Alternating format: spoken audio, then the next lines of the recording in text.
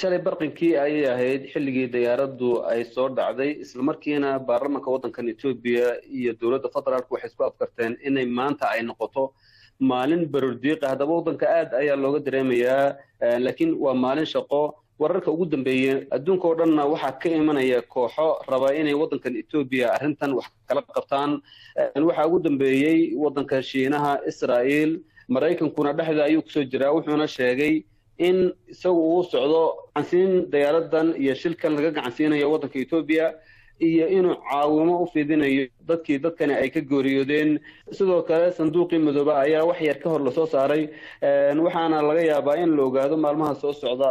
kolley waddanka ayaa iclaamin doona ama ogsiin doona wuxuu rikoord gareeyay ama uu duubayba. marka maalmaha soo socda laga yaabaa in la ogaado, laakiin hadda waa la helay. sidaad ogtahayna diyaaradan dhulka ayay si xoog badan u gashay, waxa banaanka ka yaala ayaana aad u yaraaba markii dhulka gashay diyaaradda, oo sida gantaal camal bay dhulka ay ugu dhacday. marka waan ogaan doonaa wixii soo baxa, laakiin hadda waxaa lagu jiraa howlgal aad u ballaadhan. intaana waxaa lasoo gurayaa hilbihii dadka oo ay gacanta ku hayso dhulka laanqeyrta cas ee waddankan Ethiopia. isla markuu soo badana isbitaalada ayuu geenayaa markaaba oo ula cararayaa.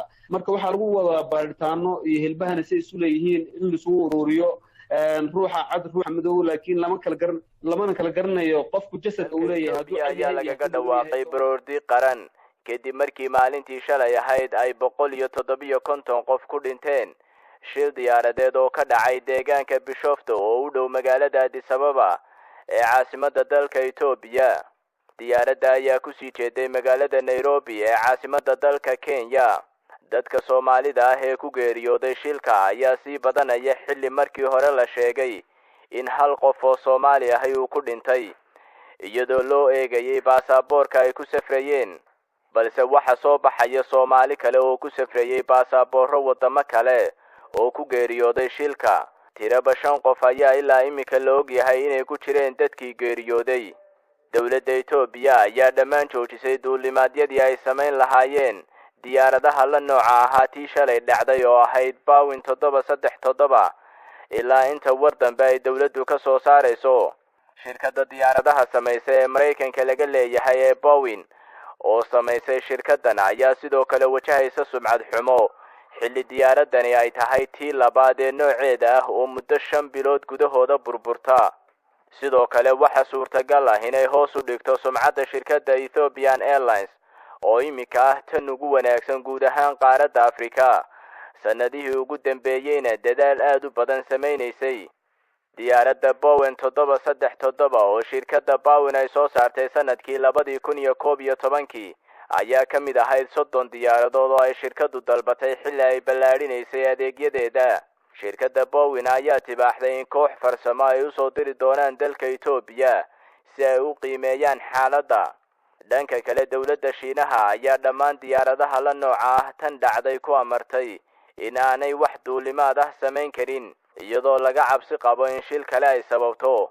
ku dhawaad 100 duulimaad oo gudaha Shiinaha ah ayaa la joojiyay, waxaana la baarayaa cilada diyaaradaha noocan ah.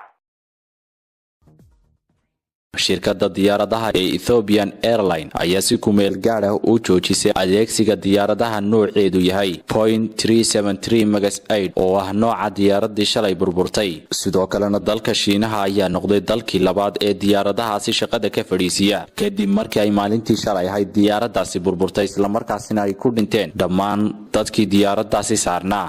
ayaa waddanka Shiinuhu shaaciyay in duulimaadyada diyaaradahaasi dalkiisa laga joojiyay ilaa amar dambe laga soo saarayo. wakaaladda duulimaadyada ee dalka Shiinaha ayaa shirkadaha caalamka u sheegtay inaanay diyaaradahaasi duulimaad ku iman karin dalkeeda laga bilaabo taariikhda maanta.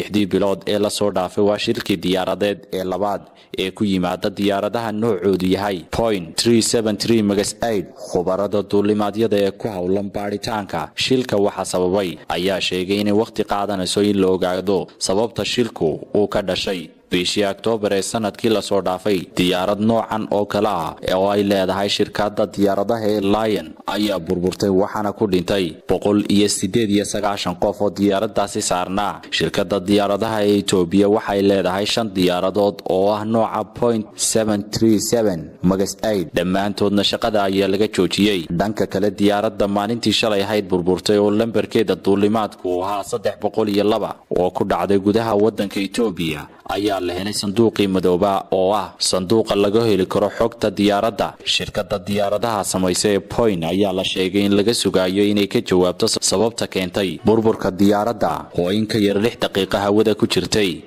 Xariir Maxamed Koosar, Star TV, Hargeysa. ka tacsiideynaa geerida Siraaje, Ilaahay ha u naxariisto jannooyinkiisina ha geeyo. Bal haddaad faahfaahin naga siiso goormaad ogaateen inuu shilkani dhacay oo uu ku jiray isagu? walaalow geerida waxaan ogaanay shalay markii ay diyaaraddu ay dhacday kadib dadkii ku jiray ku geeriyooday magacyadoodii la sheegay kadib ayaan ogaanay. markii hore waan imanayaa bulaha bisha 10keeda in maanta laga yaabaa xagga oo Nairobi aan gaaro, laakiin sidaas ayaan marmar noo sheegay, laakiin marka hore information buu xamaana ka laakiin kadib waxaan ogaanay markuu shil ku dhacay shalay. waan gartay marka xaguu ka imanayay marka hore idii sheegay inuu ka imanayo Nairobi tagayo? wuxuu ka imanayay Mareykanku ka imanayay walaal. waan gartay xaguu ku noolaa oo caadiyan ku noolaa markiisii hore Mareykanka? Mareykanka wuxuu ku noolaa Minnesota ku noolaa. Minnesota ku noolaa.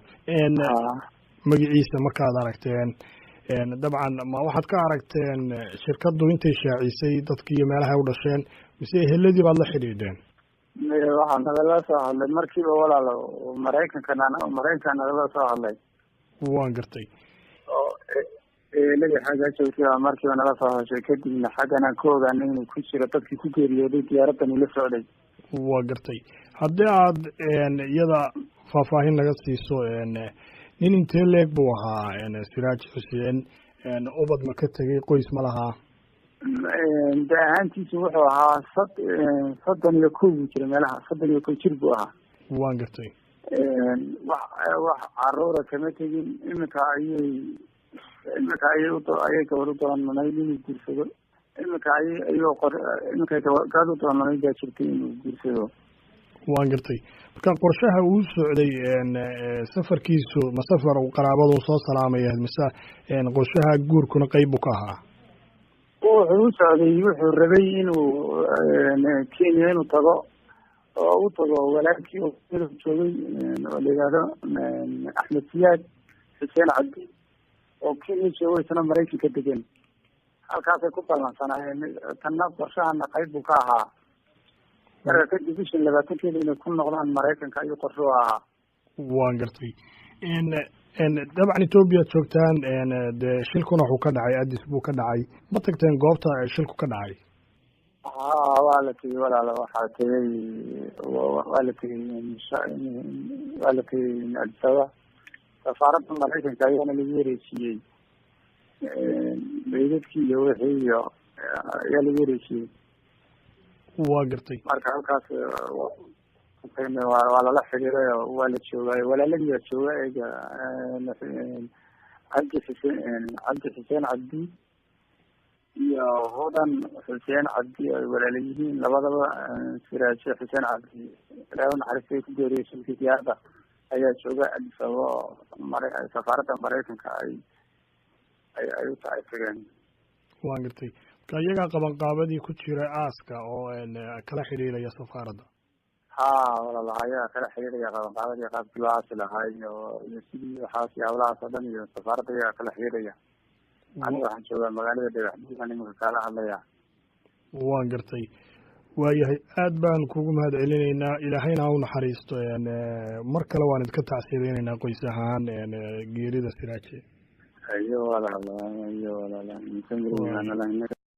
baaritaan ay wadajir u wadaan khubro Ethiopiana iyo kuwa Mareykanka isla markaasna ay ka qayb qaadanayaan kuwa ka socda dalal ay ka mid tahay Kenya waxaa sidoo kalena dalka Ethiopia maanta uu ku dhawaaqay inay tahay maalin baroordiiq qaran ah oo dadkii dhintay loo baroordiiqayo wariyaha BBC-da Cabdinaasir Sheekh Maxamed Xikam ayaan goordhoweyd khadka telefoonka jigjiga kula xidhiidhay anoo wax ka weydiiyay bal halka ay haatan wax marayaan shalay barqinkii ayay ahayd xilligii diyaaraddu ay soo dhacday isla markiina baarlamaanka waddankan Ethiopia iyo dowladda federaalku waxay isku afkarteen inay maanta ay noqoto maalin baroordiiq ah waddanka aad ayaa looga dareemayaa laakiin waa maalin shaqo wararka ugu dambeeyay adduunka oo dhanna waxaa ka imanaya kooxo raba inay waddankan Ethiopia arrintan wax kala qabtaan waxa ugu dambeeyay waddanka Shiinaha Israa'iil Mareykankuna dhexda ayuu ku soo jiraa wuxuuna sheegay in isagu uu socdo gacansiin diyaaradan iyo shilkan laga gacansiinayo waddanka Ethiopia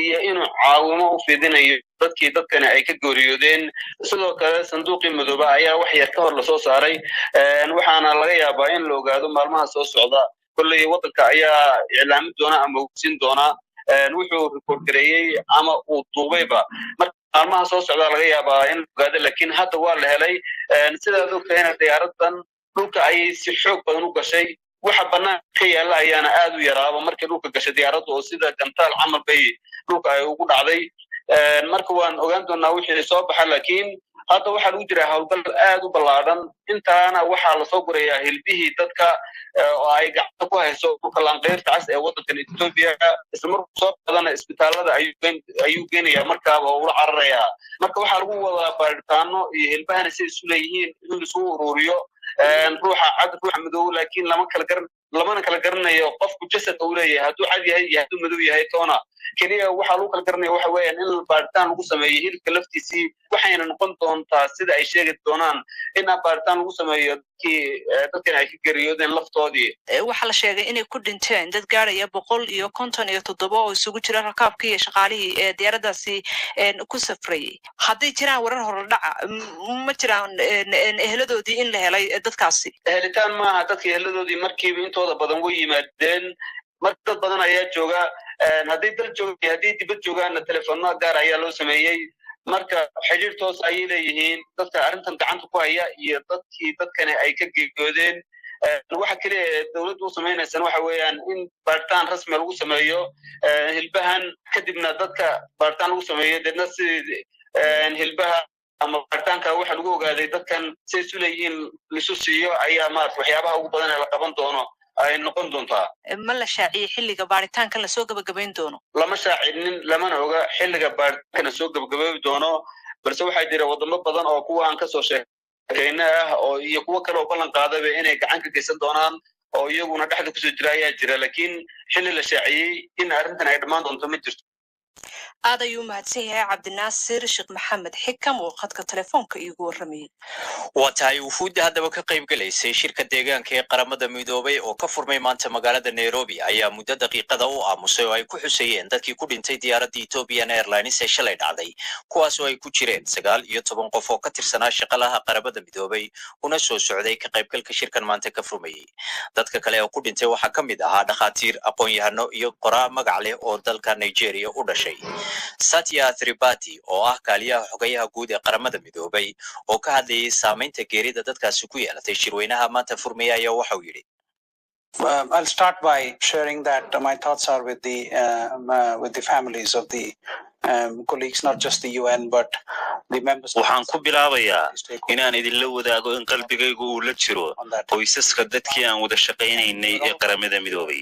sidoo kale dalalka xubnaha ka qaramada midoobay iyo bulshada rayidka ee ay dadkoodu saarnaayeen duulimaadkaas lagu leeday waxay halkan u imaan lahaayeen inay ballan qaadaan wax ka qabashada bii'ada sidaa darteed inaan u dabaaldegno noloshii dhabta ahayd ay ku noolaayeen waxay ka habboon tahay inaan labalaabno dadaalka aan ku dhowrayno bii'ada iyo inaan ka hortagno saamaynta isbeddelka cimiladu uu ku yeelanayo deegaanka kaasoo iminka loo qabo baahi ka badan midii hore loogu qabay protect the environment and prevent the adverse impacts of climate change, which is even more urgent than ever before. kaasi waxa uu ahaa Satya Tripathi oo ah kaaliyaha xogayaha guud ee qaramada midoobay oo maanta ka hadlayay madashii shirka deegaanka ee qaramada midoobay. uu sheegay in qaarkood warbaahintu la xiriiriso. Out of the 32 passengers who were on board, the teams have managed to reach out and talk to. soddon iyo laba ka mid ah rakaabkii diyaaradda saarnaa kooxda waxaa u suurta gashay inay la hadlaan 25 qoys oo ka mid ah qoysaska 32daas rakaabka ahaa. sidaas awgeedna weli waxaa noo harsan 7 qoys. taasina waa sababta aan uga codsanayno qof walba inuu ogaado sida ay arrintu xasaasi u tahay, gaar ahaan saaxiibadeena shaqaynaya iyo saxaafadda.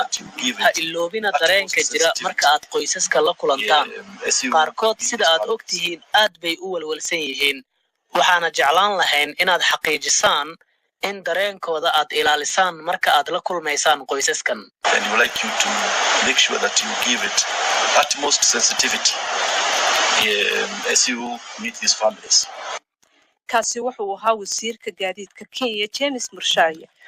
waa tahay dhegeystayaal, haddaba waxaa soo baxaya warar badan oo tibaaxaya in shirkado badan oo isticmaalayay diyaaradda dhacday nooceeda oo la yidhaahdo Boeing 737 Max 800 oo ay joojiyeen oo ay ka mid tahay diyaaradda shirkadda Ethiopian Airlines qudheeda iyo shirkada ay leeyihiin dalka Shiinuhu. Farax Lamaane oo wararka isha ku hayay ayaa haatan stuudiyaha nala fadhiya oo inoo faahfaahinaya sababta arrimaha keentay iyo waxa laga cabsi qabo. Farax axmed horta cabsi ayaa timid. cabsidana waxaa keenay diyaaraddii shalay dhacday iyo mid ka sii horreysay oo October iyadana dhacday oo cidina aanay ka badbaadin labada diyaaradoodba. labada shilna aad ay isugu dhawaayeen marka la fiiriyo sida ay dadku ugu dhinteen ama sida ay u dhaceen labadaba. marka diyaaradaha kale ama shirkadaha kale iminka doonayay inay diyaaraddaas iibsadaan ama ku shaqeeya iminka joojiyey waxaa ka mid ah horta Ethiopian Airlines ay joojisay inta kale ee ay haysato inta baaritaanku uu ka soo gabagabayo ama si uu ka noqonayo. Indonesia sidoo kale waxa ay iyadana joojisay diyaaradihii 737 Max 8 la yiraahdo ilaa iyo inta arrintan meel laga saarayo baaritaanka soconaya. waxaana diyaaraddaas ku dhintay ayaa leeyahay bishii October dhacday 189 qof oo saarnaa oo cidina aanay ka badbaadin. waxaa kale oo iyagana ka fiirsanaya sidii ay ka yeeli lahaayeen diyaarad laga leeyahay South Africa ama shirkad diyaaradeed South Africa laga leeyahay oo la yiraahdo Comair oo iyadana doonaysay inay weliba diyaarado kale xitaa soo iibsato oo bishan xitaa aakhirkeeda diyaarad ay u imaan lahayd ay soo iibsatay. waxaa kale oo iyadana isha lagu hayaa heshiis ay la galeen shirkado Afrikaan ah, shirkadda Boeing oo 11.7 bilyan oo dollarka Mareykanka ku kacaya oo ah heshiiska ugu weyn ee Afrika ay la gashay shirkad diyaaradeed. waxa wax walba ay ku xiran yihiin sida heshiisyadan marka maxaan ku yiraahdaa baaritaankan soconaya natiijadiisu ay noqoto. arrinta marka hadda ugu weyn inkastoo oo weli baaritaanka natiijo aanay ka soo bixin oo iminka heer bilow ah uu taagan yahay, haddana marka la fiiriyo diyaaradii Lion Air ee ku dhacday ay lahayd shirkadda diyaaradaha Indonesia aan iraahdo Lion Air waa shirkad laga leeyahay waddanka Indonesia ee dhacday 189 qof ay ku dhinteen ayaa waxaa leeyahay waxaa laga helay qalab digniin bixiya oo diyaaradda ku xiran laakiin noocyadan 737 ka la yiraahdo ee hore aan loo isticmaali jirin. marka pilotyadana waxaa la yiri waxba kama yaqaanaan qalabkan cusub. mar dambe ayaa shirkadda Boeing marka waxa ay samaysay qoraal waxay u dirtay shirkadihii kale si ay marka baylotyada ula socodsiiyaan qalabkan cusub. Ameerikaanka hay'adda u qaabilsan duulimaadyada rayidka ahna waxa ay soo saartay markaa kadib qoraal ay iyadana ku sheegayso in si degdeg ah loo dhaqan geliyo oo la xiriira duulimaadyada gaar ahaan qalabka ku xiran baalasha oo la yiraahdo AOA ama angle of attack oo ah kelmad ay isticmaalaan duuliyayaasha iyo dadka duulimaadyada ka shaqeeya oo ah diyaaraddu marka ay sare u duulayso sanka ay kor u taagayso qaabka ay dabayshu ugu dhacayso. marka waxa ay yiraahdeen waxa imaanaysa in diyaaraddu ay sare isu qaadi weydo haddii aan arrintaa wax laga qaban oo markaasi ay noqoto in ay dhulka kusoo dhacdo waxyaabahaas ayaa marka wax badan la iska weydiinayaa ilaa iyo iminka laakiin weli baaritaanka waa u socdaa wax hadda natiijo aana lagama gaarin boyna waxa ay sheegtay in ay soo dirayso ama ay soo dirtayba koox baaritaanka ka qayb qaadata oo sidoo kalena la shaqaynaysa hay-adda Mareykanka